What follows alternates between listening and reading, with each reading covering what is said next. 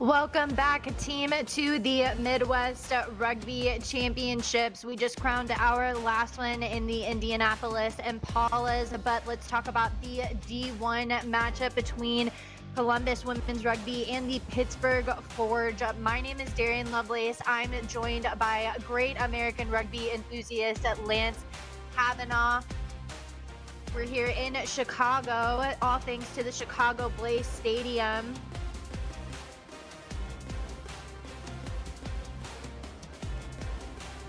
One thing to really talk about is this moment that we're going to take for a Chicago Blaze player, Tim Samuel the fourth.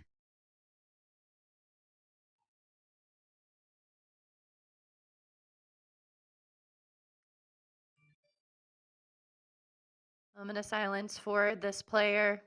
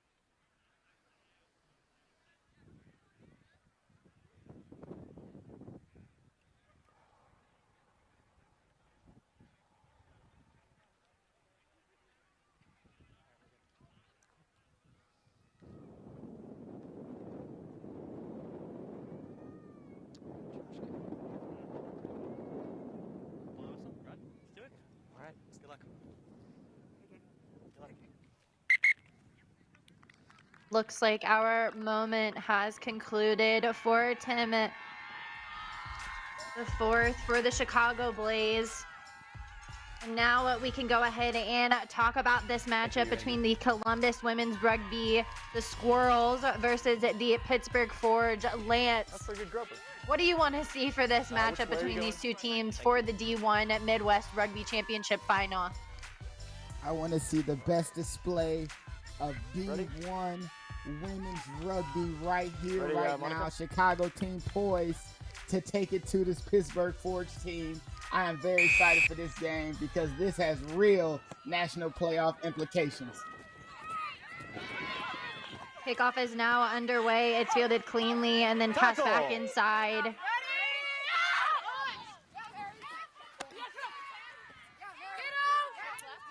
like that's Columbus already off to the races.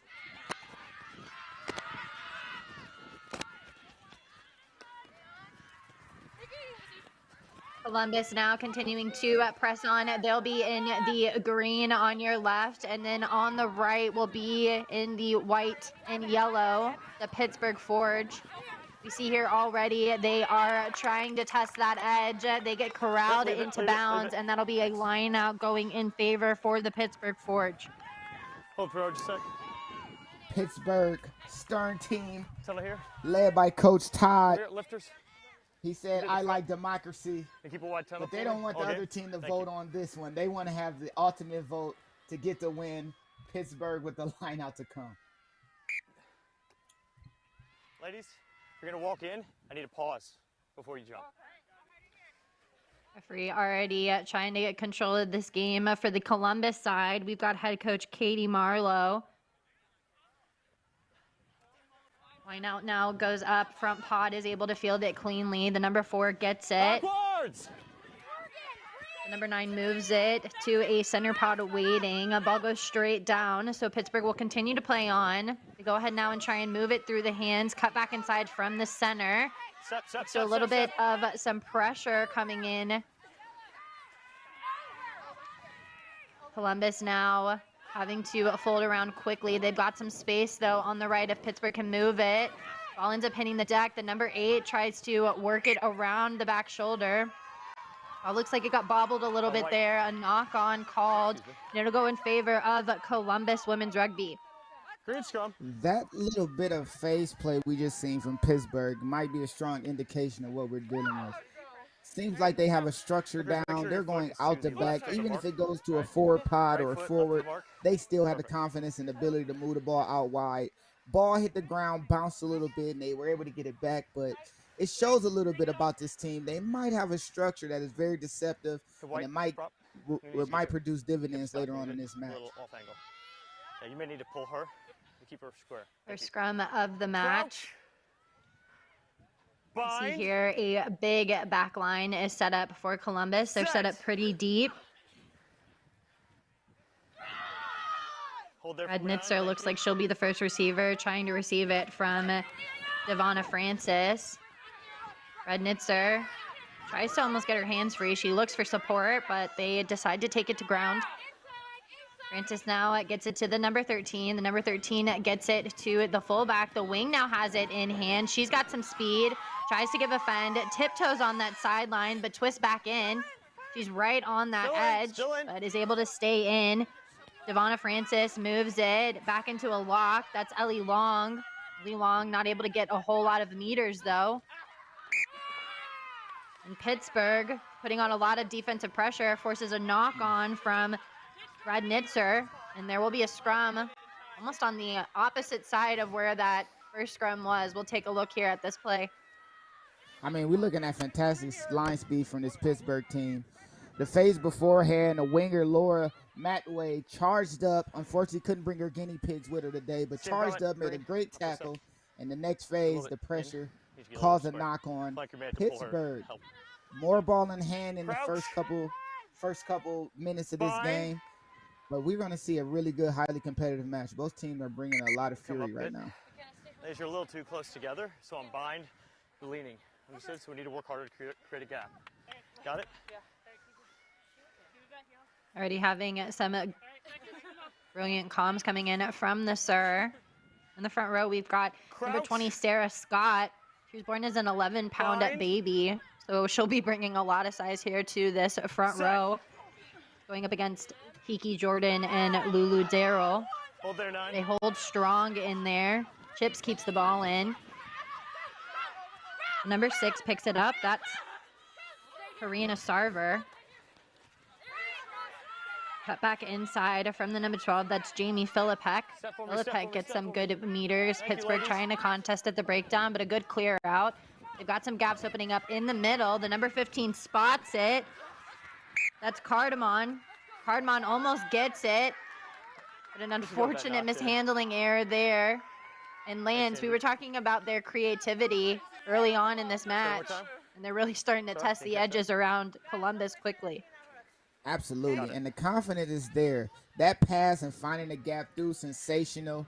Fullback with a chance to get it to their USA cap Rugby League center, Brittany Royce, but unfortunately unable to handle the ball, and a great opportunity squandered. It looks like this Pittsburgh team is going to play straight forward, straight ahead, and make things happen. Maria is also capped for Jamaica as well, so they'll be wanting to get the ball into her hands quickly. 9, hold. Devonna Francis has to go ahead and dig for that ball. She's under a lot of pressure, which forces the ball to have to hit the back. That's Poe. Poe Wako-Siva gets some fends going. Also ends up drawing a not rolling penalty. That is and prime Poe right doing there. her signature. Yeah, exactly. That is Poe right there, everybody. Make sure you take note. Poe is going to do that all day today. I've gotten so many fends from Poe in my career, it's not even funny. But back underway is Columbus. The breakdown is getting a little bit messy. Pittsburgh now committing their second breakdown infraction for not rolling away. So we'll see what the Squirrels elect to do. Yeah, you're good. Francis goes ahead and gives it back into Lulu Darrell. Darrell gets some leg drive going there for them. Another not rolling away penalty. Referee is going to have a conversation early on. 3 not rollings, back-to-back breakdowns. Clean it up or it's going to be a card for the next one. Understood? Ooh, stiff warning pretty early in the game for the referee to be threatening the card of sunshine. Unfortunately, Pittsburgh are now under the close watchful eye of this sir. Let's see how that bodes for the rest of the day. Travis is off to the races, though. Got him well over 50. Another not rolling away penalty, especially after just talking about it. So referee will go straight into the pocket. You see the dismay. It looks like that's number 7, Caitlin Haggerty Evans. She'll go ahead and have a little bit of a break after 4 not rolling away breakdown infringements for Pittsburgh. I mean, bad luck is one thing, but you have to be expedient and rolling away. You have to show you're making an attempt. Yellow card already. Big runs and big tackles already happening here early. We're seeing the ball get kind of stuck. They're digging around for it. Referee goes ahead and blows it up because of the fact that she did not have rights to the ball, especially with some sloppy breakdown play. They're already under scrutiny. Francis now getting ready to go off to the races.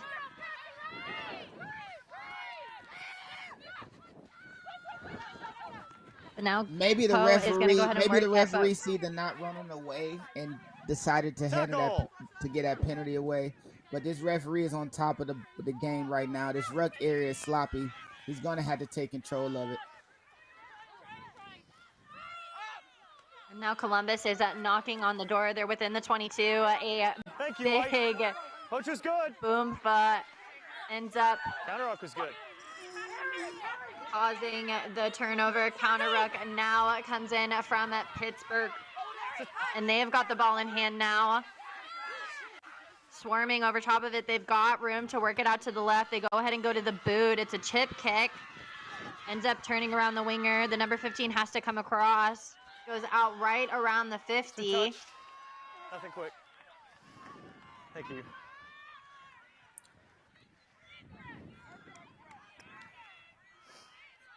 I like that idea to kick it, especially down the man. Maybe putting it further downfield, playing more territorial at a time like this. The confidence must be shaken a bit, given a yellow card so early in the game. As we check in on our D3 Midwest Championship with the Detroit Tradesmen up 13-5 over Red River. This D1 Women's Championship is going to heat up in prime time. I'm telling you now, this is going to be one of those good games with the line out to come. All ends up getting knocked on in the line out, and then Pittsburgh ends up fielding it cleanly. She's in front of the 22. Sit up. Yeah, worry about it. Referee having some comms about what the call is going to be. Continuing now to move back. We'll have a line out. It'll go in favor of the Columbus women's rugby team, the Squirrels. Mary Cooner set for the throw-in. Call is not straight. Pause when you're walking in, understood? But they get off by the skin of their teeth. They get to go ahead and redo the line out.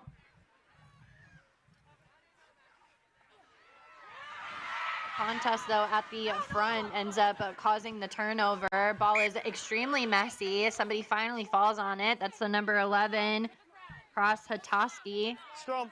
But it was a knock on, so now Pittsburgh will go ahead and scrum down. And they're down a player in that pack after the number 7, Caitlin Haggerty Evans, ended up getting a card early on in this match. Here's your mark. We'll make sure the time is correct as the clock is stopped on our end. We'll make sure we get that corrected and zoned in correctly. But first 10 minutes already with a yellow. But Pittsburgh seemed to be the team that has the initiative. They're the one with the tempo. They're the one with the energy. Even with a player down, even with a woman down, they still find themselves on the front foot a lot of the times. Let's see if this continues with an inside switch to Brittany. Warriors takes it right into Pittsburgh as they go ahead and they look to go quickly. They try and get around that hinge defense, but they're taken down by the Squirrels. The Squirrels now putting on a big defensive effort. They go a little bit high. But a good, fair contact ends up bringing them to ground. This line speed coming up ends up leaving a lot of gaps open on the side. Royez moves it to the number 11. She's got some speed to work with. That's Matway. Matway almost making her way into the try zone. They go ahead and decide to use this edge yet again. A little bit of not rolling away coming in, though, for Columbus Women's Rugby. The number 12, she goes ahead and goes quickly. That's Phillip Peck. She's been playing since 1999. And she's got the smart, she's got the skill. That'll be the first try of this D1 Midwest Championship going in favor of the Pittsburgh Forge. The communication manager had no one to speak to, no one to talk to. Jamie says she'll do it all herself. Quick tap after the not rolling away penalty that hurt Pittsburgh themselves, gives them life as the quick tap was ready for her. No defense ready on Columbus side. And an inside out move around. And one fend off later, she is falling into the try zone, giving Pittsburgh an early lead, who are down a player. We must emphasize, Pittsburgh is down a player right now, and they're the ones that are bringing the action to Columbus. Inside move out, simple handoff, smile on her face as she lays across the grass and give her team 5. Good job for Jamie. Pittsburgh support rolling deep on the side. The number 15, Mackenzie Cardamon. She'll kick. If we look at that leg sleeve on the right, she says she hasn't washed it all season. Probably hoping for something a little bit lucky. Ball ends up going to the right, so conversion is no good, but score still remains 5-0.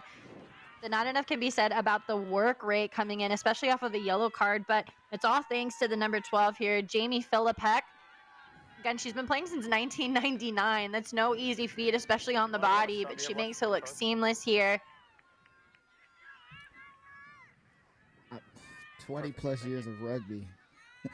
What a blessing her life must have been. I don't know if she feels blessed, but she's making it look easy. Pittsburgh now go ahead and they field that kickoff, and they're already off to the races with a big fend coming in from the number 6. It's Karina Sarver. Here's some loud yells coming in with the aggression ramping up here as Pittsburgh continue to press on. Some good defensive launch, though, coming in from Columbus. Columbus now has to try and corral Royez. They corral the winger towards the sideline. Finally bottle her into touch, and it'll be a line out going in favor of Columbus. I mean, even in a play where they lose possession, there's good signs here. They find the space, simple hands, making sure they make a defender commit, and around the corner, maybe can get some hands free, get the offload or hard charge to the middle. But I mean, once Poe gets her hands on you, once the outside wing gets their hands on you, chances are you won't be able to get the ball away. And now Columbus with the line out. Columbus are able to field it cleanly. They go ahead and try and attack that hinge around. Hands kind of go in for the ball. Did she have right? She did. So Pittsburgh now will go on the attack. Looking now for her support. It's Ashley Chip. She's brought to ground. Looks like Lipek had to go in. They're going to move it now through the hands. Royez has it. Beautiful pin and pass. The 15 tries to move it to the number 11, debatably forward, but a big hit coming in from her opposing wing, knocks her right out of bounds. And that'll be a turnover going in favor for Columbus. That was the number 11 Cross Hatowski, who just absolutely annihilated that contact. You want to see physical play for a championship? Here we are. The target was set. The leg drive is there. No ability to pick the ball up after the bobble. And good job on Columbus bringing the physicality to get the ball back. Ball ends up getting knocked at the front of the line out because of that contest happening in from Pittsburgh. They're swarming over top of that ball. But knocked from the top by White. Knocked on from the top by White. So Columbus now will get a scrum right at that 15-meter mark. Mark over here, ladies. On the 15. And I mean, both teams are just so competitive. Yeah, they're doing really good. Pittsburgh's doing a really good job in these tackle areas. The counter rucking has been incredible. The poaching has been top flight. you have any kind of slowdown around sealing the ball for your own team, and chances are you might just lose it. As we see on the line out, full extension, but just couldn't get the ball back to her own side. Knock on scrum down to come. Look at that stare down coming in from the wings. Both teams are here to play. Francis now has to go ahead and get it from the back. That looks like the center ends up taking it right into the hinge. These number 13s are not playing around. That's No, leave it. Back up, thank you. Francis moves it now to the backs who are waiting. The number 11 tries to go ahead and work her way around. Royas is over that ball quickly. You lost it, good try. Trying to contest over there. She's unsuccessful. And they're going to go ahead and continue to work this left-hand side. Francis cuts back in, moves it back into a prop. She's knocked down quickly. They're competing, though, quickly over that ball, and it'll be successful for Pittsburgh as the wing goes off to the races. Moves it away from the pressure area. A massive fend absolutely brought to ground with that one. Don't go high on that player. Everyone's on. They go ahead and use the boot. The number 15 now has to come across. It'll get bottled into touch. It's been touched. I think we just seen a clean body. Easy. Time's up. Cool. Full charge after the turnover. One-on-one. One of our players to watch outside the center for Cincinnati finds themselves card is coming with a now. disadvantage and one fin and a sit down. And here we are. Could you please have a seat? Yes, I can. Bloop. It's all right. Walk it off. Get it the next time. But hard charging run. Pittsburgh are bringing the physicality to this team. The same way they just got the steal, and now Cincinnati with ball. Columbus. Looks like that was the number 1 chip. She's a big Pokemon enthusiast, so I'm wondering if she's tapping into that energy. But Columbus already ready to answer back. They get way too close to that sideline. The 16th defender ends up tackling her out of bounds as well. A lot of lineouts happening here early on in this match.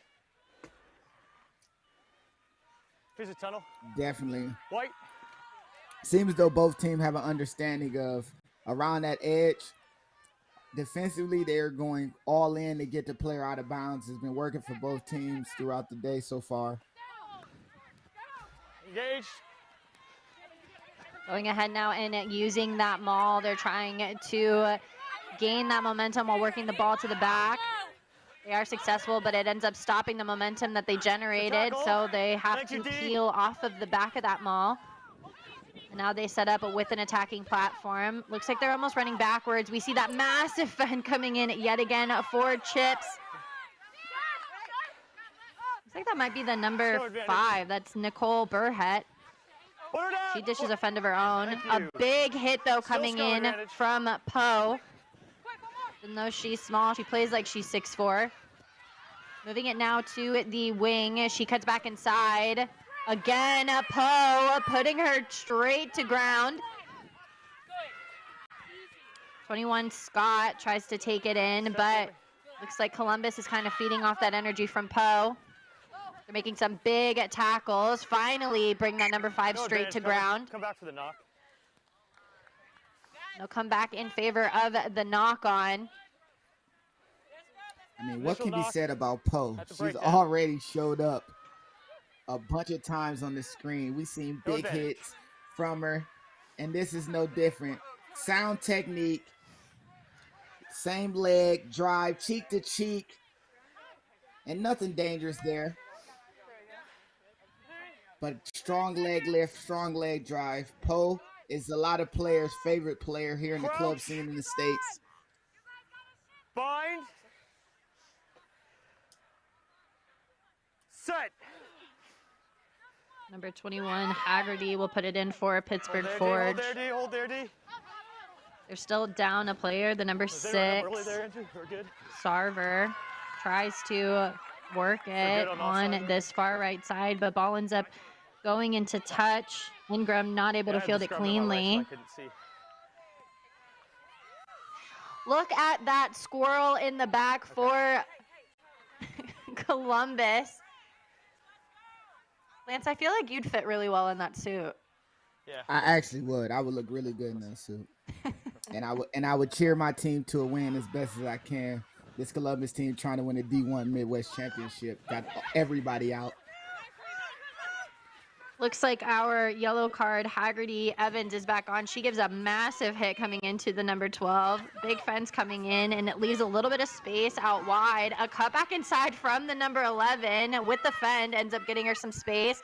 She's bottled up quickly. That's Vorsak. Vorsak brings her down, but they're continuing now to drive over the legs. Don't move. Thank you. Doing a good job of listening to the ref. Poe now has it. She tucks it quickly. She's going to try and take that corner. The number 14 brings her down. That's Ingram. Here's some talk coming in from the referee, asking them to leave it alone. They're under a lot of pressure here, though, but the Squirrels end up getting it away. They've got a lot of space out to the right if they can. A lot of gaps are starting to open up. They elect now to go ahead and use their forwards. Again, finding those big gaps. They dish out a fend of their own. Some of these players going in a little bit high, and both teams are making them pay for it. They go ahead and elect to use a boot of their own. That's Radnitzer. Radnitzer gets some good ground. Ball will go ahead and hit touch right at the 22. The physicality of this game has already found itself. I mean, big fins, big charges, big tackles. Already these ladies are trying to fight. Early on, they're showing what they have in them. I mean, big energy from these ladies in the D2 championship. As we look on to Detroit, up 18-12 on Red River with just under 20 minutes left. Impeccable catch from the Red River player who slipped. But this Detroit tradesman team have a legacy, and it looks like they're trying to expand on it. Unreal footage coming in for us. We're able to watch both games, all thanks to Next Level Rugby. We're here at the Chicago Blaze Stadium. So graciously gave us this awesome venue. Okay, cool. Thank you. Columbus now will go ahead and set up to play defense against Pittsburgh. Pittsburgh is unable to field it cleanly. It gets really messy back there, but move it away from the pressure area. Again, big fence coming in. These players are making people pay for going higher. That's number 5, Burkett. They get some good go forward. It's the number 15. We'll see if people want to tackle her with that leg sleeve that hasn't been washed all season. Getting caught a little bit flat. This defensive pressure is really putting on a performance from Columbus. Getting caught a little bit high. She gets a lot of good go forward. That's Ford. Who's afraid of butterflies, so I wonder if Columbus will bring out a couple. She's not held right there. That's the number 12. Continuing now to pummel on. They elect to go to the boot because they're not finding a whole lot of real estate. The number 15 fields it cleanly. She's got some space to work with. Poe's open. Poe uses a little bit of a show and go. Poe uses a fend. They're now right outside of the 22. A good run up coming in from her. She's tough. Cut back inside. Good evasive footwork. Right at the 22 now is the Squirrels. Here in communication coming in. They've got a lot of gaps opening up out here. Royez, she sees it. Moves it to the number 11. Another big fend. It uses the referee a little bit. Again, though, big hits coming in as she cuts back inside. She's not going down without a fight, though. Finally brought to ground.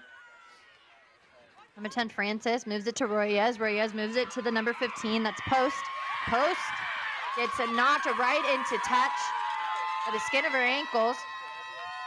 And you can hear the hype coming in as Pittsburgh now get to go ahead and have a line out right by all of their fans. I'll keep it on it, T. They've looked good to me. I've seen already some phenomenal play from the backs on both sides. I mean, you got Poe for Columbus. You got Shannon Cross. She's doing work for Columbus. Seems like every time she gets the ball, it's a half break or a full line break. A few players from Pittsburgh, but somehow Columbus has found the energy after the yellow card. Backwards. Strangely enough, now the teams are even. They have found their front foot. They have found their forward step. And now Pittsburgh has an opportunity to maybe release some pressure here after the lineout. Player didn't roll first. Referee calling for a player to roll out of that breakdown. And because of a lack of listening, the Pittsburgh Forge will now have the election to kick for touch, get a line out. They've done very well at the set piece.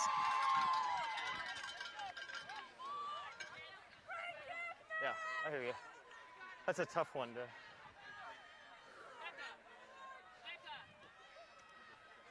Wait. I tell you what, these athletes are really competing well at the breakdown. The points of contact, not just within the breakdown, but also when it comes time for the tackle. I mean, these athletes are dishing some big performances. Ball ends up getting knocked back due to an aggressive contest coming in from both teams. Oy. And again, that separation that they get coming in from Burkett gets them a little bit of space. They get caught flat-footed, so number 13 is trying to find some options, Royez, but ends up taking it in herself. Poe has to come in to make that tackle. They've got some space to go ahead and work it left, but they elect to go ahead and go for the kick. A knock on, though, unfortunately, from the number 9. That's Parma Bowers. Leads to a scrum right within the 40 and the 50. Unfortunately, she might have been distracted from bird watching, not looking the ball in, and those kind of mistakes can really, really, really affect the team's confidence.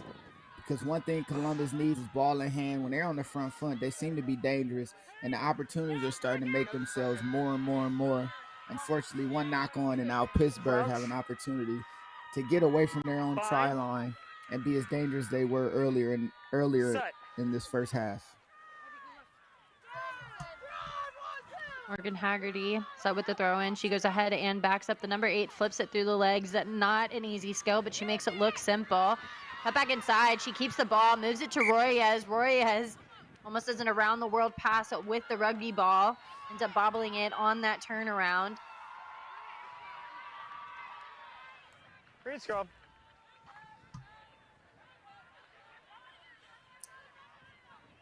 And right here, Haggerty, and as a fellow 8-man, whenever you're under pressure and the ball is moving forward, it's not easy to flick it through the legs, but it's a good tactic to get the ball and to get space out wide. Royez, if the ball had made it to hands, would have had more than enough space. Very smart and cheeky play coming in from Pittsburgh.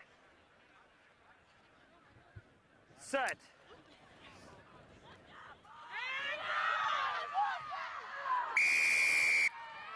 Columbus end up getting a penalty because of a drive going straight up.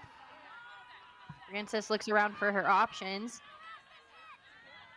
Thank you.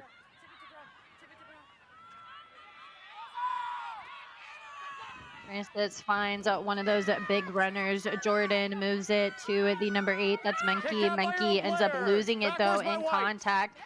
Ball continues to kind of hit the deck until it's fielded now by the number 6, Sarver.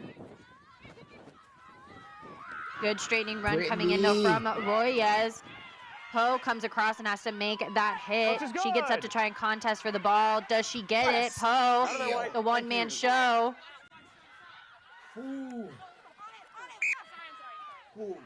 Poe is phenomenal today. Brittany, one of the players from Pittsburgh that they really have to watch out for, has a break, a real opportunity to put danger in. And Poe, not only the chase down tackle, I mean, this line right here, the leg drive to fight through, to get through. Great job by Brittany. Poe with the chase down, drag down, back on her feet, clear, established, release, hands on the ball. That is technical. You couldn't teach that better. That is practice skill right there. Good job on Poe, showing up again, popping out on screen, getting the turnover for her team. She's already just so close to the ground, so she makes it look so easy, but that's not an easy skill. Ball ends up coming straight out, so a referee will go ahead and blow it up. It's still in favor of the Pittsburgh Forge. We're at 5-0 with Pittsburgh leading after an early try.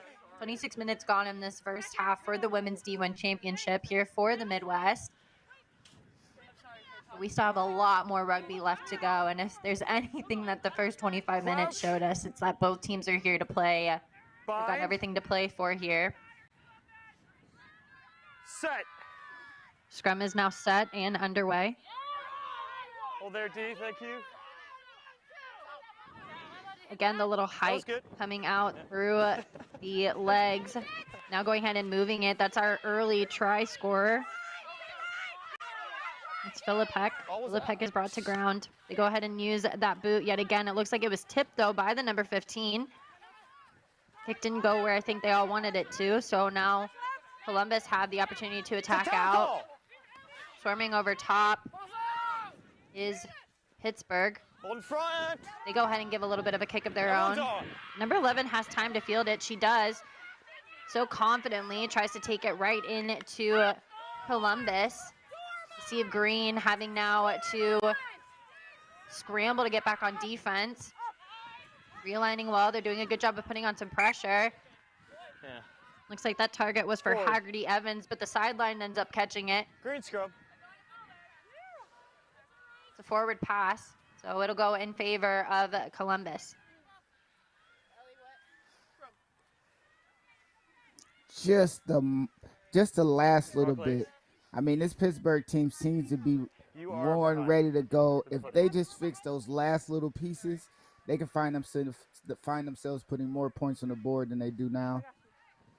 Great showing so far, but got to be technical at the very end of those in order to really get rewarded as a team. Bind. Set. Francis with the put in. Scrum doesn't move an inch. And as I say that, it looks like the Forge was putting on a little bit of pressure there, but they are able to get it out. They move it now to the center. She gives a fend of her own, and then because of that separation, she gets some good go forward, right over the 40. Solid line break from Columbus. They're under a lot of pressure here, so they go ahead and they move it to a runner who's waiting around that corner. That's the number 1, Kiki Jordan. Kiki Jordan continuing to take bodies with her. Oh, and an unfortunate mishap, a misconnection between Jordan and Hatowski. But let's look at this run. They're so patient, Lance. Absolutely. I mean, the space is there. She has the speed. You don't see much times that a prop is turning the corner on people, but the prop turns the corner. Team and support chasing frantically to get close. And I mean, it's going to take so many people to get there. Could have took it down, but even while she was getting pulled down, you see the hand clap, upset that offload wasn't accurate. Now Pittsburgh with the line out. Backwards by Jordan one. also a yoga instructor, so I wonder if that's how she gets out her frustrations. We see here Pittsburgh is already off to the races. They won that line out, so they're going to go ahead and try and move it through the hands now. They have some space to work with to the right. They get it into the hands of Royes. Poe, though, makes a big contact. She's not held, and this looks like some really good speed coming in from the number 11, it looks like. Royes is over top of that. They're well over the 50 now. Almost knocking on the door of the 22. Number 15 picks it up. That's Nikki Post. Moving it now to the number 20. That contact almost looked a little bit high, but referee says play on. Yeah, I was obstructed. Back in the hands of the number 8. It goes to the try scorer, the only try scorer. That's Philip Heck. And I see the ref. They're talking about that last tackle with the assistant refs. We might go back to that one. Referee calls for a knock on after an almost too smart of a play. We'll go ahead and take a look at this possible high hit that I think both of us saw. From here, ladies. Quick pop. Oh, face-to-face contact. We've seen red cards on the international stage from tackles like this.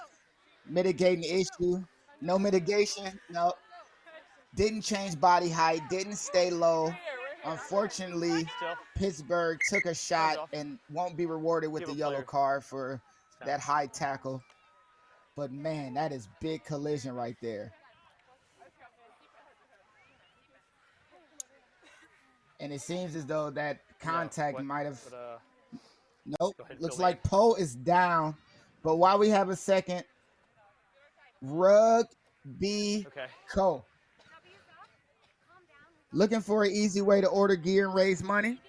Open a team store with Rugby Co. It's completely free to set up, and your team makes money for every product sold. Go to www.rugbyco.com www.rugbee.co to sign up today. Rugby Co. Team store, bulk orders, event gear. They have everything you need.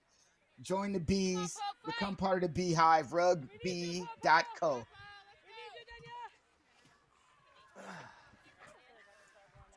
Oh, looks like she's up and she's walking. She's been playing rugby for a lot of years. Also does a lot of rugby league play. But we'll talk about this massive break coming in from Royez. A big initial hit comes in from Poe, but it's her determination to keep going. And then she moves it away from space. That's such an unselfish play. Ends up getting it and getting some more space for her team. Crouch. Pittsburgh is showing a lot of high rugby intelligence here early on. We've got about 10 minutes left to go in this first half for the D1 championship for the Midwest. Understood. Need to hold your weight. That's going to be a pretty unique conversation between Bo and Brittany. They spend a lot of time on teams together, touring on select sides and playing all over the USA, whether rugby union or league. I will want to sit in that room for that conversation after this game because they are really going at it right now. Bind. Set.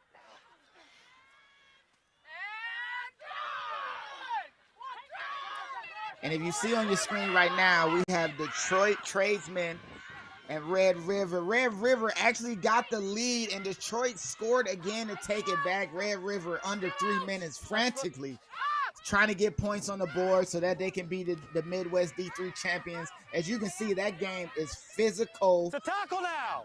And with a team like Detroit Tradesmen and the history they have, they're definitely trying to hold up the standard that they have for years. Red River fighting to establish their own strong history. And this game is going to go down to the wire with Red River charging in now. Both teams are putting on an absolute performance here on this Veterans Day. They go ahead and now use the pick and go. Pittsburgh now are getting caught a little bit disconnected. So Columbus tried to contest for the ball, and it looks like referee's giving them a little bit of an advantage after coming in from the side. Continuing, though, to press on. The number 3, Lulu Darwell, tries to pick that ball away, but she's unsuccessful. Philippek has got it now. Philippek tries to hit the hinge, but she's brought down. Little lack of ball security ends up to the ball being bobbled. The number 11 now has it. She gets tackled yet again. That contest between Matt Way and Hataski. Sarver now trying to etch their way through. The number 1. Chips trying to get over the top, but she's unsuccessful. 21 moves it to Haggerty. Haggerty gets it to the number 15, Cardamon. Cardamon not going down without a fight. She's finally brought to ground with support coming. Bot moves it to the woman with the fen, that's Burkett. Burkett, though, leaves the ball open for a split second. The advantage, though, was never gained for that initial coming in from the side penalty. Looks like it's an offsides penalty, excuse me. So now we'll have a center penalty. You have to wonder what Pittsburgh is kind of thinking. Will they go for a scrum? Will they take some points? Are they going to go ahead and just play? Take the number 1. Chips is going to go ahead and set it down. If they have belief and trust in their kicker, and it looks like they're going to go with the kick, assistant judges, referees are moving into the sticks. But this is a good time to extend pass and get a 2-possession lead right now. You obviously had the momentum. You find yourself, Pittsburgh find themselves on their attacking end so much that it's almost important to get as many points as you can while you can, and maybe establish and extend the lead early on, because defensively Pittsburgh has been playing pretty much as well as you can with a team as explosive and the ability of Columbus. Easy points to get. Let's see if she can get these points right now. 15, McKenzie. Teacher for the visually impaired. The leg sleeve hasn't been washed, but can she get a clean 3 points on this penalty? It goes up. Kick is good. So that'll extend their lead now, 8-0. Pittsburgh Forge on top. Already racing back to go ahead and get ready for the kick receipt. But Columbus, I mean, we're in a very tight scoring game here. 8-0 is not that massive of a change in points. We've got about 36 minutes. And time has expired. And the River. move you. Oh, go ahead. Time has expired. No, you got it, Lance. This is your thing. Listen, Detroit tradesman gives up a try and now are down. And I believe the ref is saying that the time has expired. Red River might have just taken the D3 Midwest Championship. We'll give you an update as soon as we can, but I believe Okay. So that'll be half for our field on the D1 championship for the women. Looks like there's still time to go, though, for this Red River and Detroit game at 24-23 for the D3 championship, and it looks like they're about out of time. Thank you. Well, we'll go ahead and we'll go to break. We'll be back for the second half here with this matchup of Columbus versus Pittsburgh Forge. Pittsburgh Forge leading 8-0. Stay with us because this match looks like it's only going to get even more heated. It's going to be a second half you don't want to miss. Stay with us.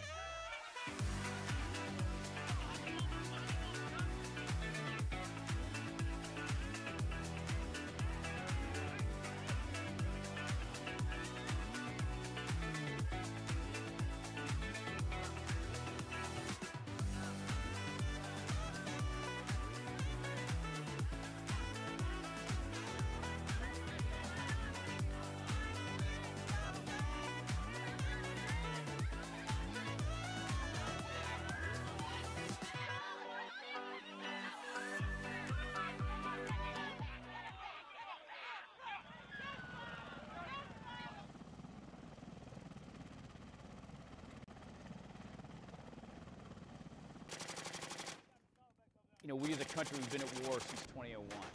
And I think that a lot of people who are not involved in the military really don't think about it. Get across. Past 19, but I'm saying, you know, we finish here, but we can orient up and then get eyes on the enemy. You know. It's not on the forefront of the news anymore. We have people out every day taking risk, and obviously sometimes they pay the ultimate price. I mean, there's some hard stories in there. So they're all great guys. You wish they were still here today with you, but you understand. You know, duty calls. They serve the mission, and there's tragic. You know, there's tragedy and everything. And you know, a lot of them died in war. Others died when they came back home. And we have our jerseys, and since the beginning, we've worn a black mourning band, and that black mourning band stands apart as a reminder to us of who we're playing for. Who are we playing for? Marines. Our brothers. Right there. That's what we're playing for. Play with their fighting spirit. They can't be here. You fucking make it up for them right now, right? there's a lot of suffering and pain involved, but you try to bring the good out in every situation, and this is our way of doing it. It's Friday night, what we come here for. That's the main event. And we go to the Legion, and we have the ceremony. Remember our fallen, talk about them, we tell stories, remember their lives. Brett Beacon.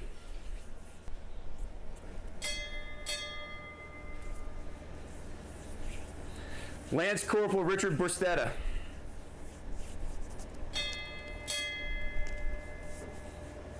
Major Jeremy Grazik. Lieutenant Colonel Dave Green. Major Ryan Hansen.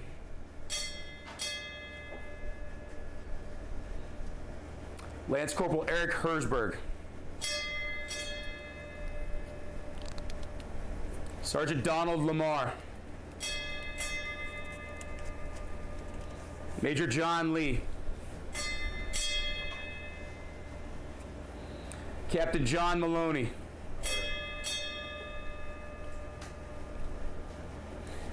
Major Kevin Nave. Gunnery Sergeant Cap Pelletier. Captain Michael Quinn. Captain Patrick Rapico. Major John Roca.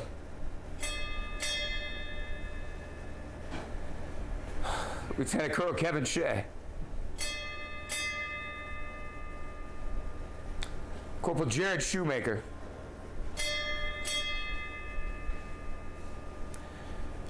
Lance Corporal Keynote Snow.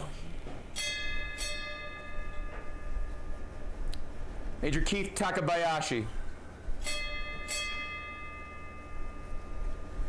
Corporal Tyler Trevelyan. Captain Al Ziegler. As we do, let's raise a toast. I'm going to ask everybody to stand. To our fallen.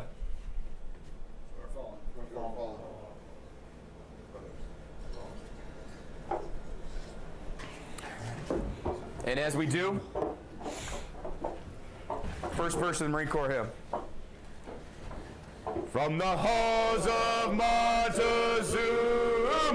to the shores of Tripoli, we will fight our country's battles on the air, on land and sea. First to fight for right and freedom, and to keep our honor clean. We are proud to claim the title of United States Marines.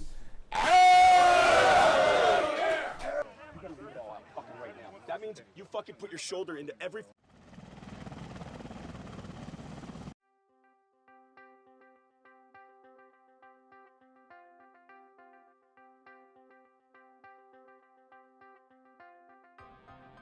Nah, one word is family. Like, you got people like you could depend on. It's great. I mean, we all love each other. We all like hanging out at these tournaments. I mean, we all choose to come here. We don't have to be here, you know?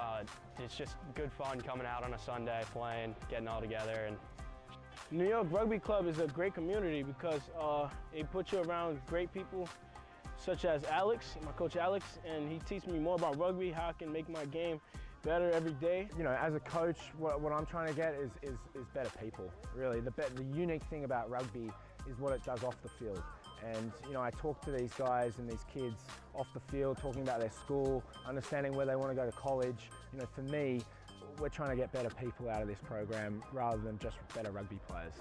Probably my favorite part of playing rugby is, like, I can forget any problem I'm having at school or at home or just any kind of worry or burden and just like give it my all on the field, and then I get off and I feel like I've accomplished something, and then it helps me with other stuff outside of, you know, the confidence outside of rugby basically. It's brought up a lot of my confidence. I wasn't very confident in middle school. I've just become so much like a better person to myself. I see myself in such a bigger light, and I'm honestly so much happier playing rugby. And what's quite unique about this club is you're not having one type of school or one stereotypical type of kid. You know, you're getting a mixed variety, and you get to see all these different kids actually come together and work together once a week or twice a week when we practice. So definitely that's the biggest impact, seeing kids from different backgrounds and different histories and you know, different parts of the world really come together and work together for a common goal, which is rugby. Let's get more kids playing sport because we know what that can do to them off the field, and in turn, let's send more to college. And without rugby, I think it would be a lot harder for me to get into some schools that I want to get into. So I'm really thankful that I've been involved with the sport and had that kind of like extra push when it comes to college and higher education.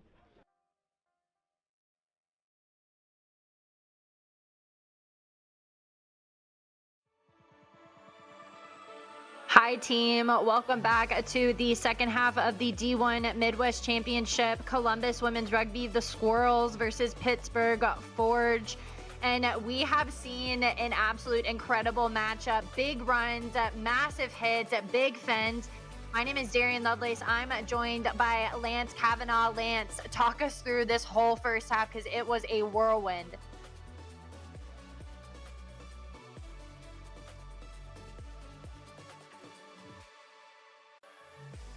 Outside of a penalty kickoff and a quick tap for tries, both teams have been playing fully physical, fully 100%. I'm excited to see how this second half go. Can Columbus climb back from this 2-possession deficit, or will Pittsburgh extend and become D1 champions? Ball is up and ready for the kickoff here on Veterans Day. And they are showing a performance here already right from the jump. Ball's available. Both teams are competing heavily here at every single point of contact.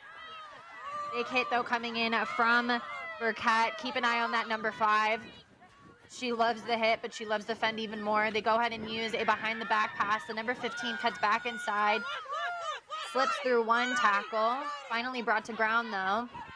They go ahead and move it now to the right-hand side. The number 8 humbles Royas. Brings her straight to ground, but she's met by Pittsburgh. Pittsburgh continuing now to have to play a lot of defense here as Columbus continues to press on. They've got some wide room to work it out to the left. They go ahead and they move it. An outside attacker. She gets caught behind the back, though, of one of her players, and so that'll be an obstruction call. I mean, physicality in bunches, but right here just got caught on the wrong side of her pass. Unfortunately, the penalty is given to Pittsburgh. Columbus yet again finding momentum, showing physicality, showing their ability to attack, but the last little bit not technical at the end, and turnover it is. Scott moves it to her partner in crime, that's Chips.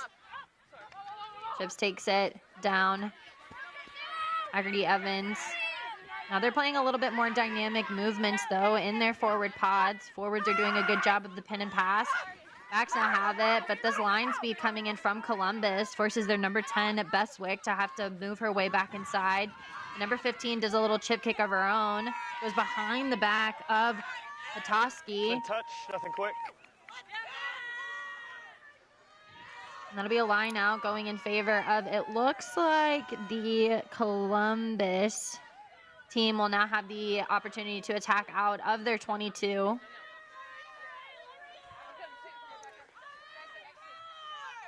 I am quite interested in both of these teams. They have so many players that play with each other, so many players that cross paths throughout the years. I played with Columbus's assistant coach in college, so to see him coaching a team that's fighting for a Midwest championship is a proud moment. It shows that the rugby community is thriving and people are giving back to the game. But that line out right there just needed to be a drip better. Now Pittsburgh again, great opportunity, and this is where they found themselves many a times. Mistake and being able to capitalize. Let's see if they have it in them to do so. Line out was called not straight, so then it goes right back into the hands of Pittsburgh. Back up, back up, back up. Pittsburgh now using their maul, using that forward drive. It looks like they are coming in from the side, though. As the maul got turned around, that leads to an advantage now. They finally get brought to ground. There's a gap right in front, but it's shut down quickly. Going ahead now and continuing to move it through the left. Royes takes it right into waiting Columbus players. They're going to go ahead and use their forwards now with the pick and goes.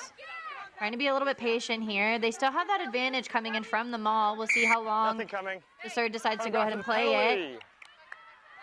And as I say that, he goes ahead and blows it back up due to an offsides call at the maul. And so we'll see what Katie, you have my mark. Pittsburgh elects to do. Only about 5 minutes gone in the second half. 3-2. And players really love that advantage that he took. He let it hang on for a while. It instructed play early on and forced him into a path. He allowed it to play his course. Unfortunately, Pittsburgh couldn't find anything from it, so he blows it up. But great job by the Sir, keeping that maul integrity and then giving them the appropriate penalty advantage afterwards. Nice big tunnel, ladies. Lance, I know I said earlier that you'd look good with the squirrel suit on. I think I'd look good in the tutu and the pom-poms that Pittsburgh brought out, if you look in the far right corner. We love it whenever all the fans come out all decked out. Rugby's a sport all around. Line out goes up. It's not straight. Free kick.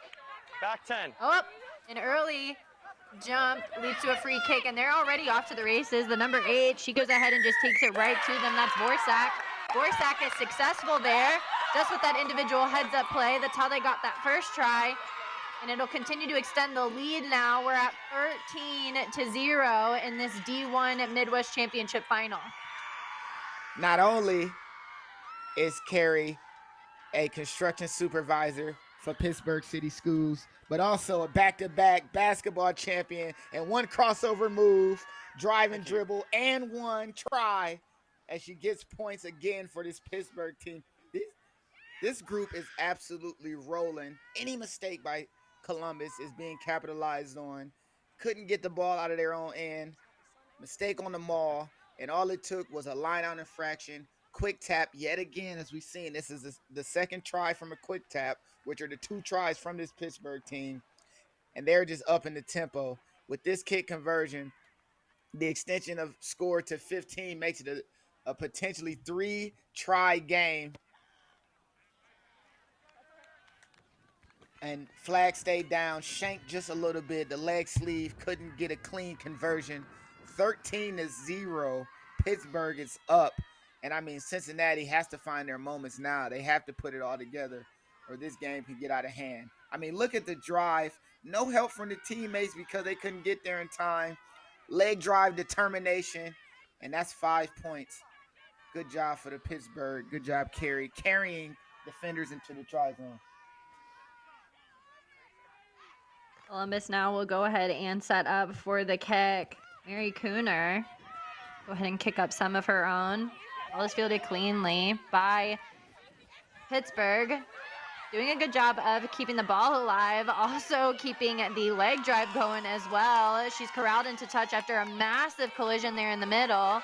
And so now Columbus will get a line out down within their 40.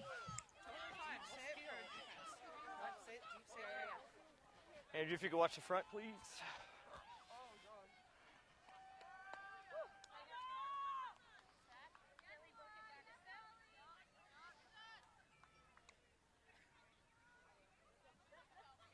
Go ahead and walk in. Ball ends up getting bobbled there in the middle. Referee blows it up yet again. Offside.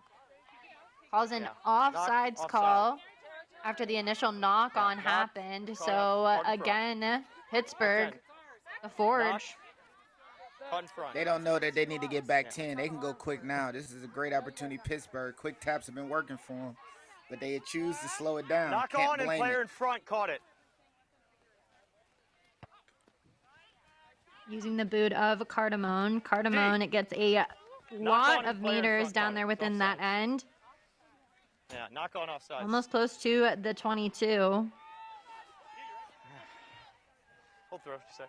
Looks like they've got a replacement that came in for Good to go. Pittsburgh. That's the number 16, Amy Nien. Her first throw of the match ends up getting fielded well by Sarver. Sarver saves it. It goes to the danger woman with the big fend. Oh, but she's brought down. Gets the offload, though, to Philippek. Philippek gets it to Royez. Royez is knocking on the door of the try zone. They're about 5 meters out. They pick and go quickly. Columbus is having to scramble back. Last foot for me. Working that edge now. They go ahead and they move it to their number 10. The number 10 moves it out wide. This looks very good from them. She ends up getting knocked over right into the try zone. And that's another try for Pittsburgh. Is that Holly? Is that Holly? Holly with the leg drive, the forward play by Pittsburgh, getting the bump off. Quick pick and goes, no need to play it slow, and found a way to get it all the way out to the space so that Holly Ingram falls into the try zone with 2 defenders dragging on her. Not only does she have 2 dogs at home, but she dogged 2 defenders to get into the try zone there. What an incredible team try, maximizing any inconsistency or mistake by Columbus. Even then, the speed that they play with on those last 2 phases, it makes it almost impossible to defend. I mean, the drive and the skip pass all the way out to Holly. Holly inside step, strong carry, and falls into the corner for the try. What a team try. And we're looking at Pittsburgh running away with the game right now. Conversion to come. Let's see if the leg sleeve can get a clean conversion. Send him now. It goes up. Looks like it's going to veer to the right. So that'll keep our score 18-0.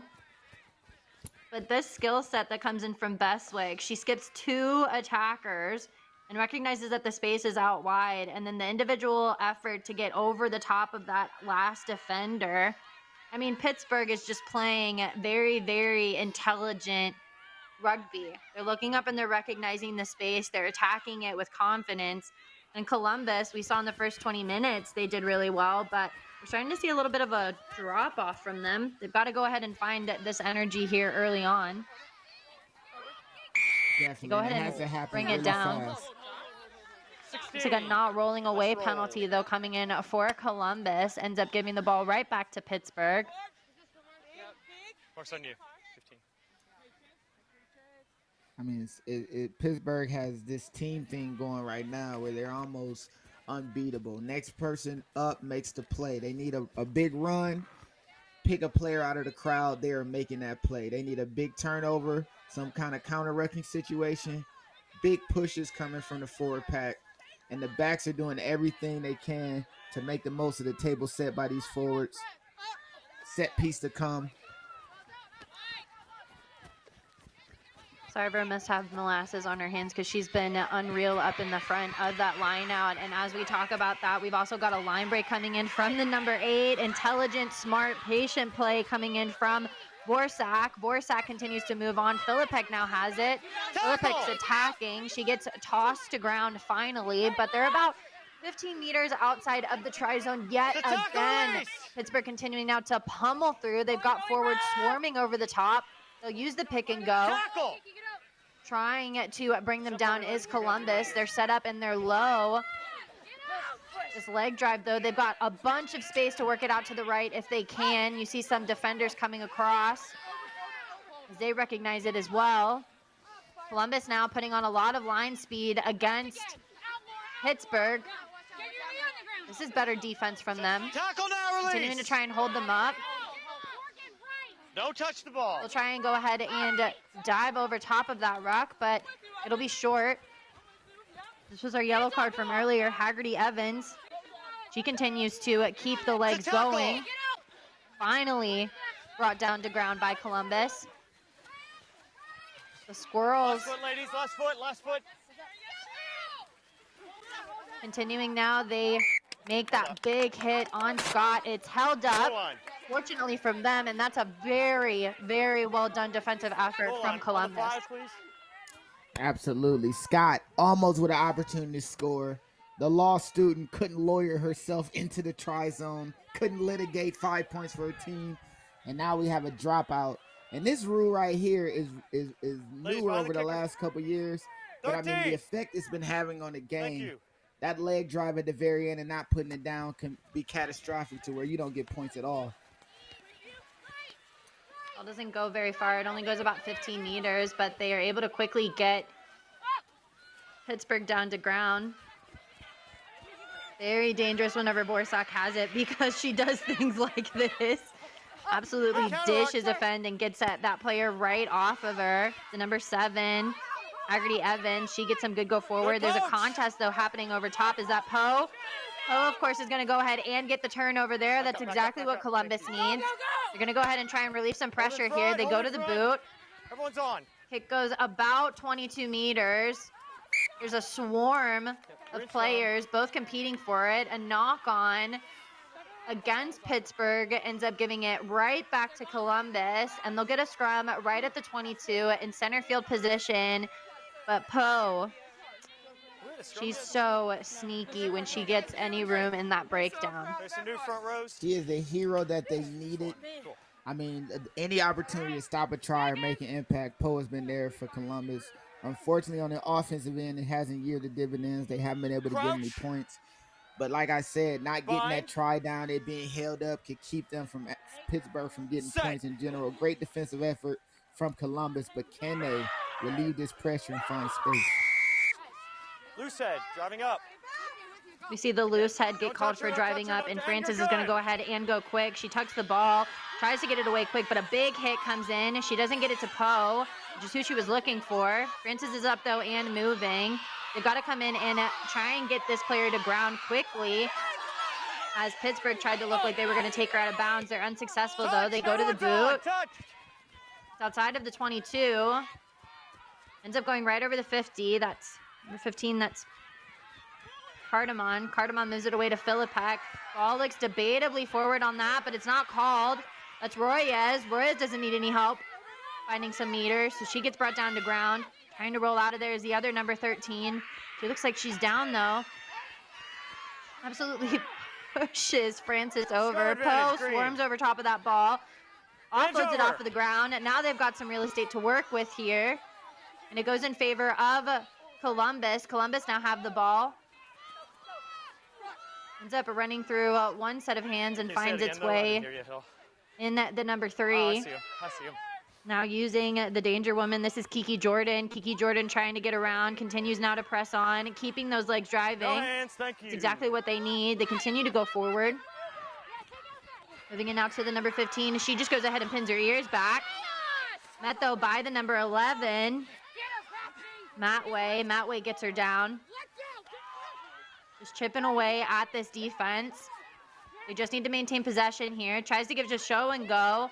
Gives it right back inside. She's a little bit isolated, but they're slow to roll away, so that buys them a little bit of time. Super deep, though. Off of the ruck. Buys them some extra meters. She's again isolated. They get over the ball. The number 12 tries to give a pass. Gets it to Poe. Poe's got some real estate to work with. She stays in very well. Ball was debatably forward, but it ends up coming right back around. Looks like it was almost taken out of bounds, but penalty advantage, 15, not 10. They elect to go ahead and go quick. Penalty advantage is there for Don't touch the ball. Columbus after Pittsburgh getting a taste of their own medicine. Didn't get back 10 quickly. A knock on, though, ends up leading for the referee to end up calling it back for not being back 10. Not 10. We see some players as they come back. Not 10 from here. 15 on the R's. 10 for me. 10 from here. That's a whole lot of meters gained for Columbus. It's your play. That was the best extension of play we've probably seen from both teams, getting from one side of the field to the other, working in tandem in groups, leg drive, everybody raising their hand to do their part to get them down the field. Penalty to come and the charge. Here we go. Whoa!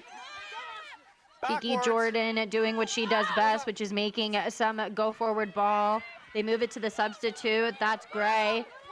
Gray continuing to stay up. She's finally taken down, though, by Pittsburgh. Pittsburgh having to play a lot of defense here. They've got a lot of numbers to the right if they can move it. A little bit of some footwork gets them away. A straightening run, though, coming in from the number 11. She's almost at the try zone, continuing, though, to move her legs. That's the first try of the match for Columbus, and it is done by none other than that is Cross Hatoski for Columbus. Crisscross applesauce.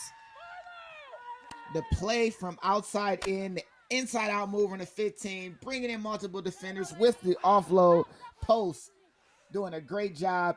And when Shannon has the ball in Hannon, oh my goodness, we might get another score. 5 given to this Columbus Squirrel team who've been fighting really hard. You can see players on the Columbus side just so relieved to get some points, happy, setting themselves up. But it's not enough. They have to put on more and more. Now down 13 with a kick to come. An 11-point game is manageable with the time that's left. And what a perfect time to show up and put some points on.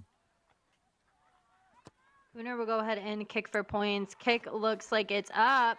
Looks like it veered to the left, though. So Flags will stay down 5-18. We've got about 20 minutes left to go in the second half. Took about 20 minutes for both teams to get a score on the board. 60 minutes in total for Columbus to finally get some points, but this skill set, Lance, I mean, the cut back inside, and here's my favorite part. She puts 2 hands on the ball for a good offload. Yeah, they're coming.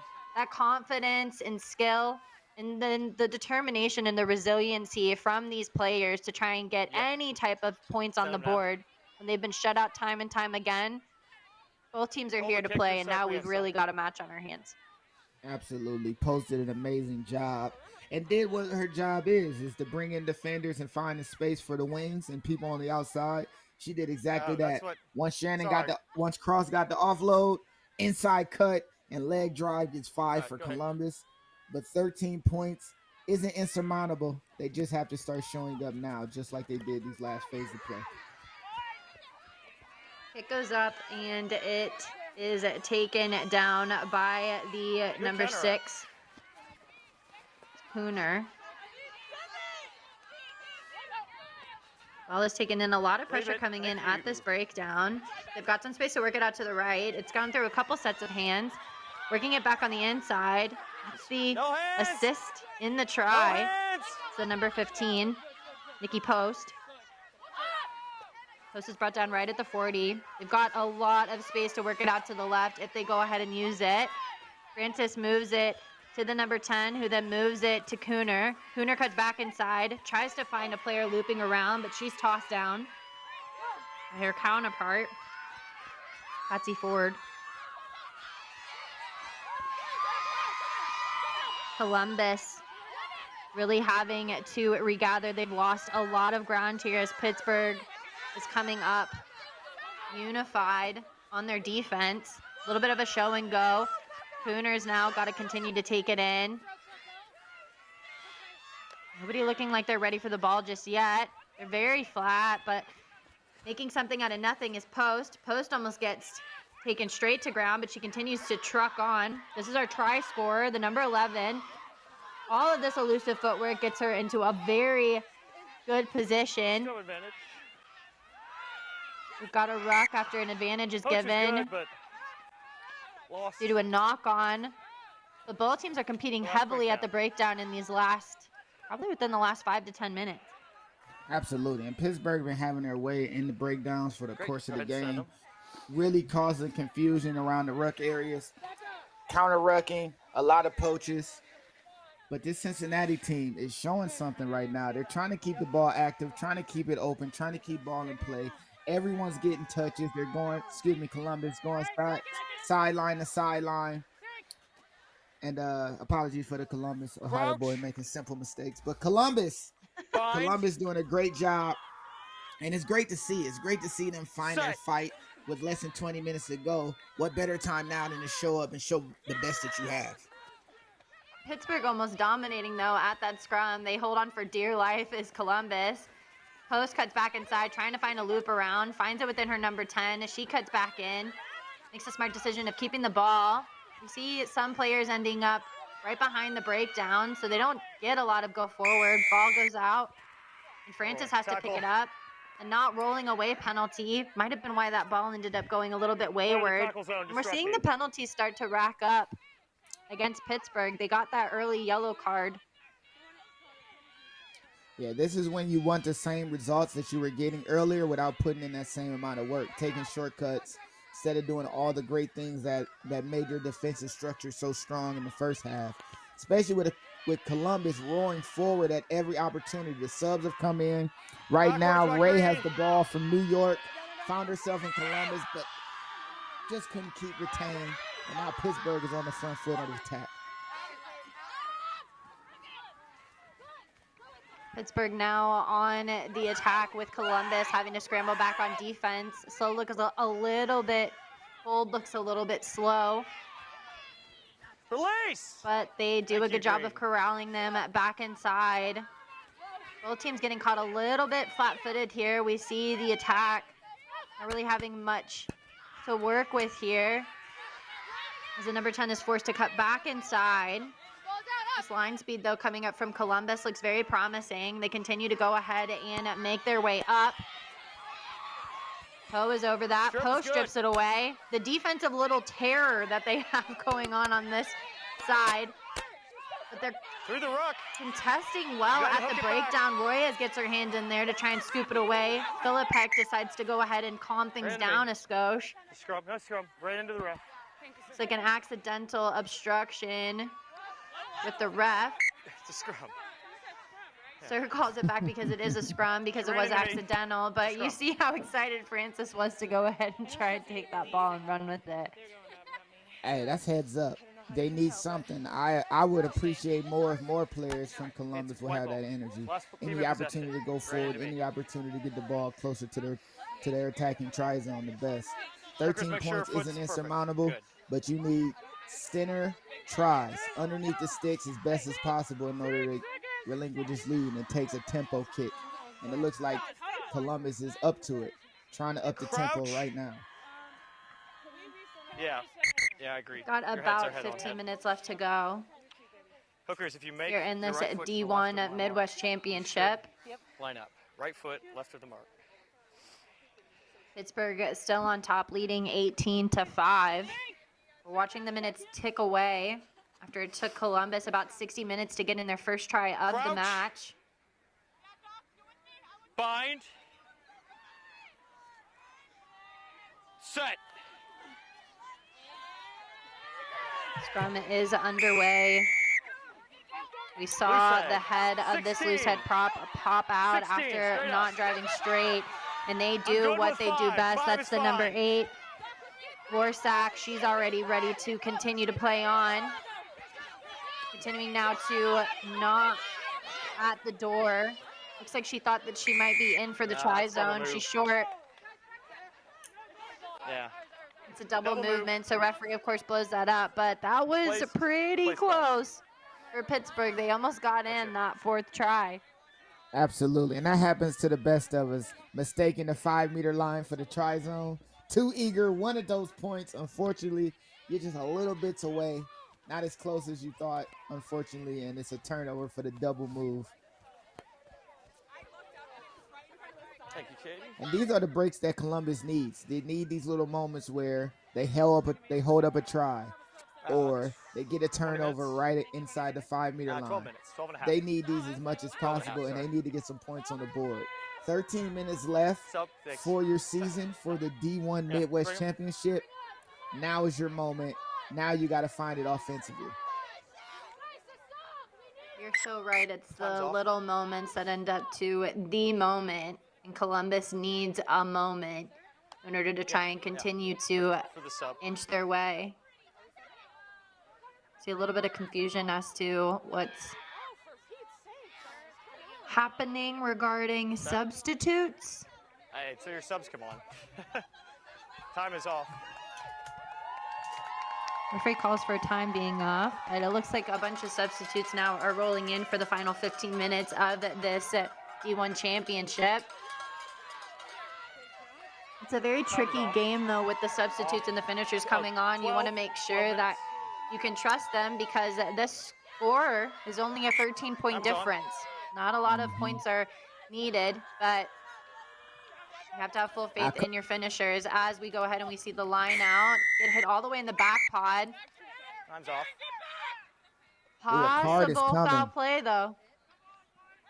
We're looking at some colors. Ooh, oh, my goodness. Just jumping onto the field. Right. Yep. Just started playing last year, making rookie mistakes, chest-to-chest bump. And right in front of the referee. No referee is going to stand for that. Come here. Take this yellow. Take the cheese. Go have a seat. 10 minutes on the pine. And now, of all the moments, Columbus now has a real shot. They have an advantage just like they did at the beginning of the game. That didn't yield points. It's not white ball. But now, down and with a little bit more momentum, a new surge. Can they make this opportunity theirs? Hooner kicks for touch, and she'll also be set for the throw-in. Almost ends up getting snatched up there by the substitute for Pittsburgh, but she's able to field it cleanly. Francis does a loop around play. Post goes ahead and she cuts back inside, continues to look for a way to keep the ball alive. She's unsuccessful with it, but they continue to work it around this side. The number 11 matches up well with her counterpart. Brought down, though, as this defense continues to hold strong. Penalty advantage yet again for not rolling away against Pittsburgh. They're going to go ahead and a quick tap. Oh. Looks like there's a number 11 down over on the other side after falling over another player, but they continue to press on. It looks like there's a turnover, though, in the tackle. So now Pittsburgh are going to go ahead and continue to attack. They've got a lot of space to work it out to the right. Rugby Evans goes ahead and continues to keep it in. That's the number 5, Burkett. Burkett moves it away to the number 14. Ingram's got it. Ingram tries to keep the ball alive. Ball's now available. Royez cuts back in, cuts back out, moves it to the 22. Haggerty Evans has it. The number 19, that's a sub, Jackson. Sorry, Miss Jackson. There's a counter ruck happening here. You're good, Green. Columbus now have to go ahead and get it together here. Everything is getting a little bit messy here as both teams deciding what to do next. We've got a lot of ground to cover here. Columbus in the green. They go ahead and they use the boot of the number 12. Rednitzer kicks it directly to the number 14, and she's going to go ahead and have a go. Ingram gives it back into her counterpart, Matway. Matway making her way towards the try zone. They're about 5 to 10 meters out. So Columbus is yet again going to have to play some defense. Tackle.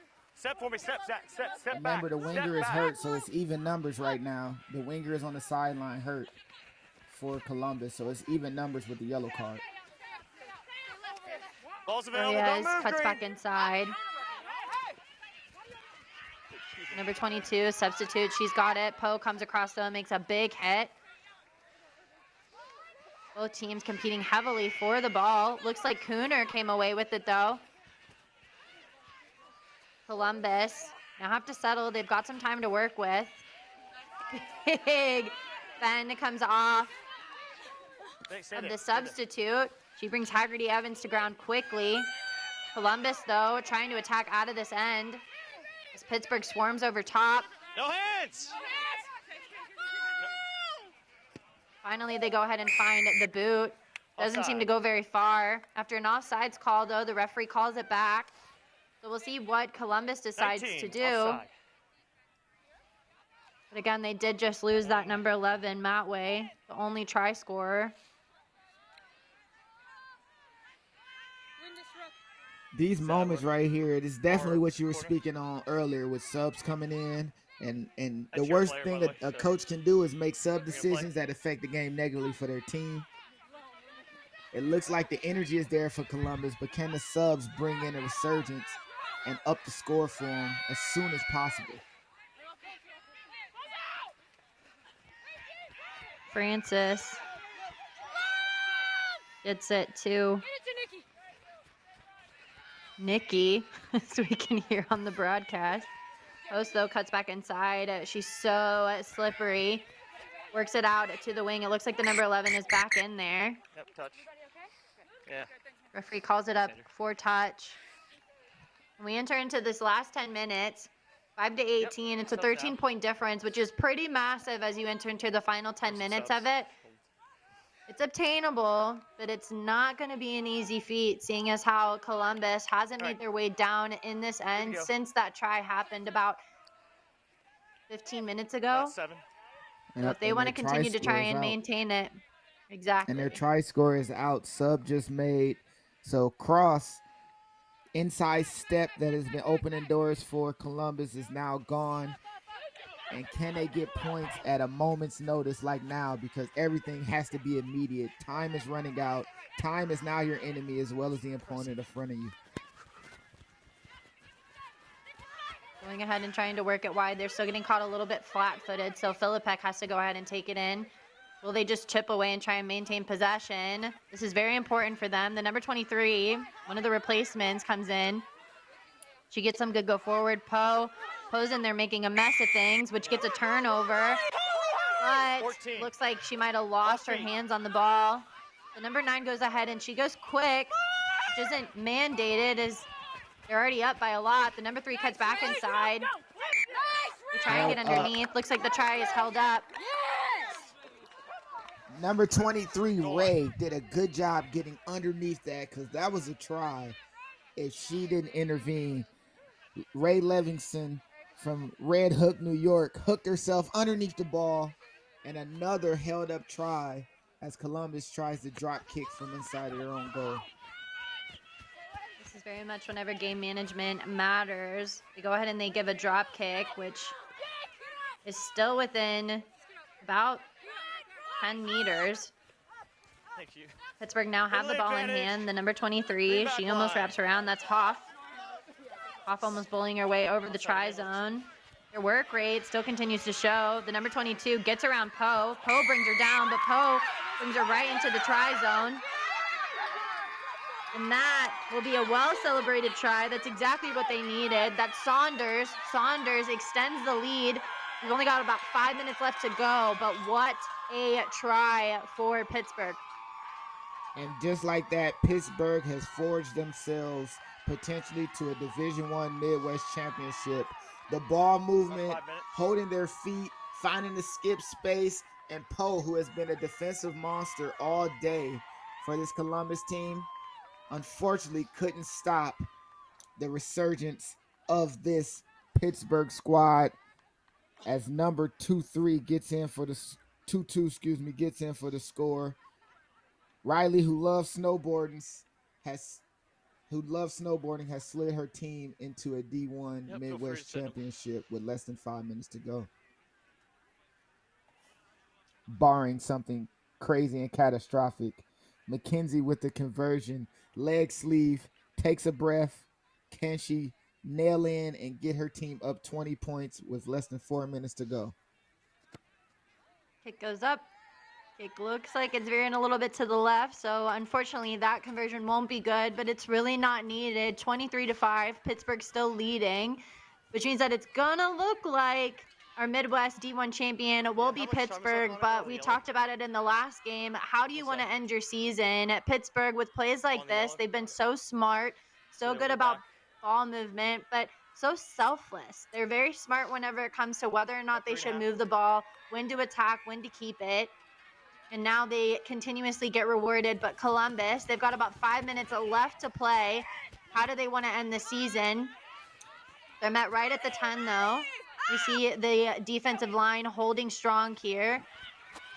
But a big line break, though, comes in from one of the replacements. They continue to go ahead and use that deep run-up, which ends up getting Burkett none other than about 10, 15 meters down the street. Looking now to continue to work the ball. They get into that passing lane, swarming over top. A knock-on called due to that hit. And so it's going to go in favor of Pittsburgh, but Columbus really showing a valiant defensive effort, even though they're watching the clock slowly dwindle away their time. They're watching their dream of a Midwest championship slowly fade to black. But this Pittsburgh team today, it's hard for me to really figure out who is woman of the match, right? Because so many players have stepped up. So many players have put in the effort for the team. So many players have raised their hand to show why Pittsburgh is the best women's team in the Midwest. It's hard for me to really figure out and pinpoint a player of the match.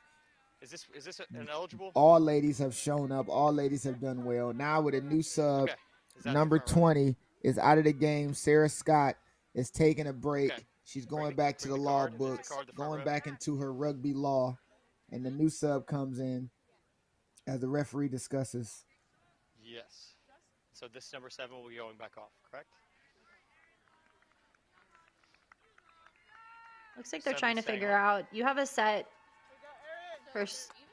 number of persons who play as front row subs that are designated as that. And with that yellow card coming in, conversations are discussing if the front row is able to proceed. Come on. Looks like everybody's back on, though, for this side. They've got a full pack. Probably dropped a wing out for Pittsburgh. Got about 2 minutes left to go for this Mid-1 Women's D1 Championship. Set. Scrum is underway. Lost their binds, both of you, same time. Both props seem to have lost their binds. Yep, even in the 78th minute, the sir is emphasizing safety. Binds drop, whistle blows. Let's set this scrum back up again. Crouch. Bind. Set. Both teams competing heavily there. We see Haggerty Evans picks it up, dishes one fend. It's around the edge of the number 13. Royas has the ball now. She moves it now to the try scorer. That's Sanders. Sanders, so hard to bring down to ground. We see a little bit of green getting caught underneath there. That's going to be a not rolling away penalty. This is whenever game management matters, so there's no need to go too quick. We see hands go up exactly. Sometimes in these championships, we can get super focused on the fact that we still need to go, but 5 to 23, there's no need to rush it. Time's off. And this definitely speaks to the mentality of this team. You got players who are immediately like revved up, championship game, championship moment, trying to go, and the composure. And it's usually the forwards that are more composed. The composure of the forward pack. Let's slow it down. Let's waste some time. And also there's a player down near the try zone. It seems to have medical training staff taking care of a player around the try zone. Looks like that unfortunately is Poe. She's still down from an initial little bump from whenever Sanders scored. My concern is if you don't make touch. We probably have less than a minute to go in this second half of the Midwest D1 Championship. I don't think you will, but. And I believe the sir was going to allow play to continue, but is worried that the ball wouldn't go to touch. Even though it's a chip shot from where they sit. Safety emphasized by the sir. 30 seconds. And with the time stopped, the sir has signaled that there is 30 seconds left in the game.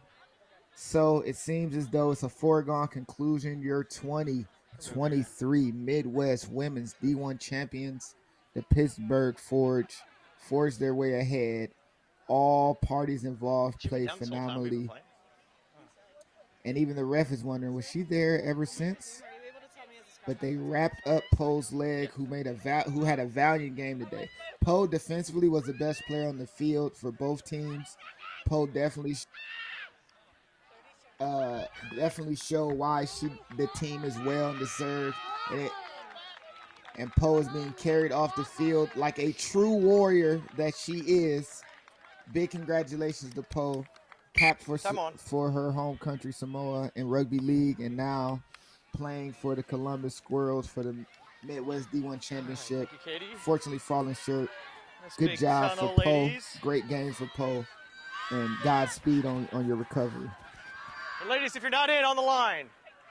Cardamon goes ahead and kicks for touch. We heard the referee say that time was off, but only about 30 seconds are left. So all that Pittsburgh has to do is just maintain possession. Ball goes up, hits the front pod. It's not straight.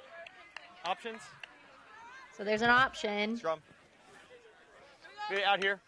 Columbus goes ahead and decides that they're going to take the scrum. This will probably be our final play of the Midwest Women's D1 Championship. Now, time has expired. But Lance, I've got to say that all of the players on this Pittsburgh side put on an absolute performance. The Columbus continued to try and stay in the thick of it. Crouch. It's hard to pick a player of the match, but if I had to put money on it, I would say it's that number 5 Burkett. She just humbled a lot of people today on this pitch.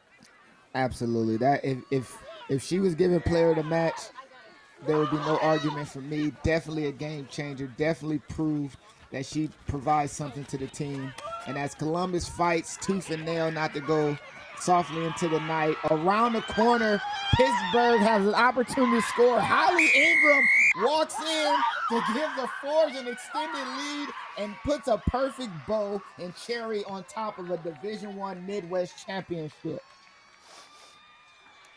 Ingram puts the nail in the coffin for this win. Pittsburgh now at 28-5.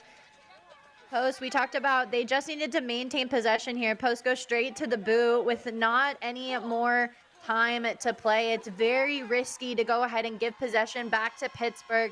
Ingram, she's so fast, so quick, and the easy recognition, she makes it look so seamless. You can see the celebrations go all around as after this kick, I think that we will be crowning Pittsburgh, the Forge, as our Midwest D1 champion. Truly, truly the queens of the Midwest putting in effort today. Their season is a reflection of what they did today. And now we turn to Midwest champion.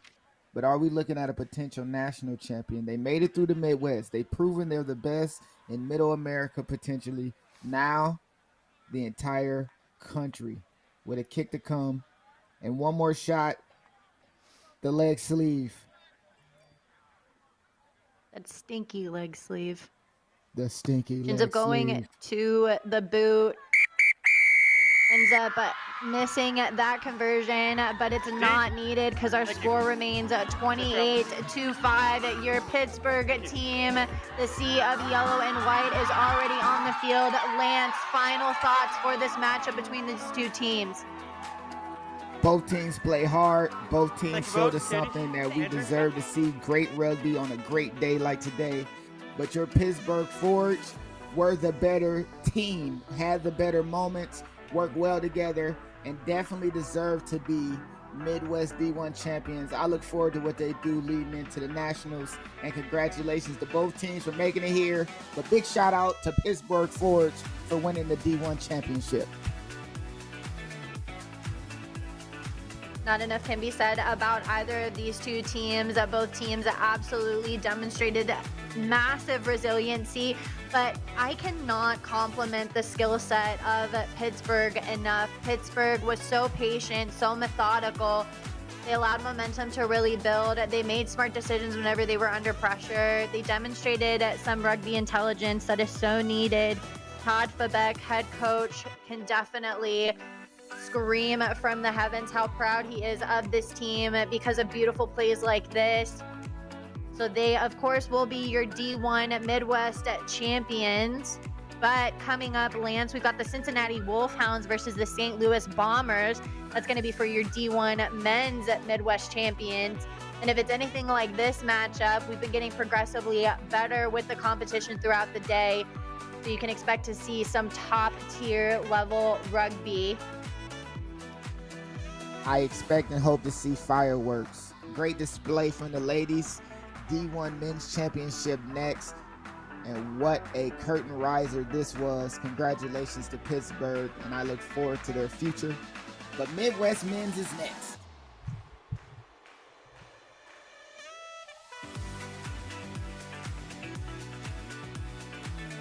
We'll go ahead and toss it down for the trophy ceremony. We're about ready to award it to the Pittsburgh Forge.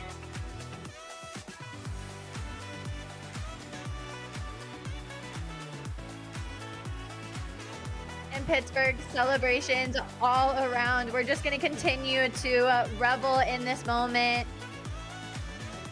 But one thing that I think we can really talk about and harp on is the creativity that we saw time and time again. Lance, the adaptability, the pressure that both of these teams put on.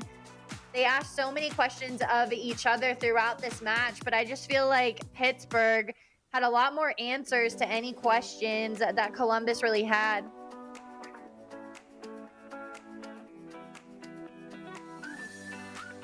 We'll go ahead and throw it down to Rob so that he can celebrate with Pittsburgh for their valiant effort and their championship.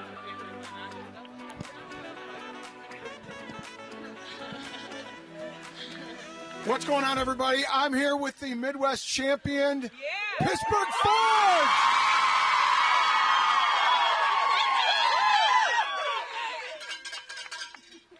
And I'm going to bring over Captain Karina Sarver and our co-captain. Karina, why don't you introduce your co-captain here?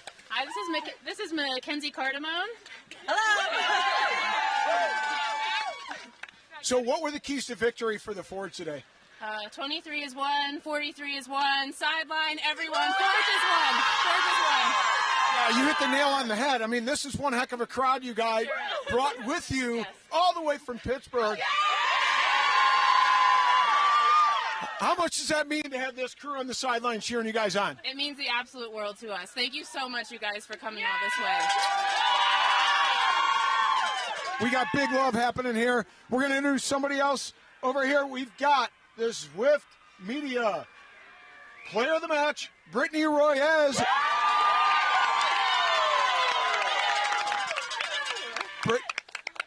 Brittany, you guys put up 28-5 scoreline. How important was it for your forwards to provide ball for your backs? Well, we talk about it all the time. Our whole team is strong, but we have really, really strong set plays, our lineouts, our scrums. We work really hard on them. So being able to count on our forwards to hold that for us and then get it out to our backs, it's incredibly important to our game, and clearly it works. Clearly it does. Who is your fullback? What an amazing run at the end to put you guys up by 14. You got to pick the... Oh, sorry, 20. Oh, that was... Oh. That ball was put back there. You had to scramble back, get back in position, sweep over, and then you just turn on the Jets, turn the corner, and put it down and put you guys up by 28-5 scoreline. Great effort. What were you seeing in that play as that ball was chipped ahead? I saw the ball, and then as soon as that ball comes to me, I just see the hole, and I go, I don't know. Hey, look, let's be honest. That's what we like about wingers and fullbacks. They just pick the ball up and find a hole, find a gap, and make it happen. Lights out display of performance there in that play, and lights out performance by the whole Pittsburgh Forge. Congratulations, ladies.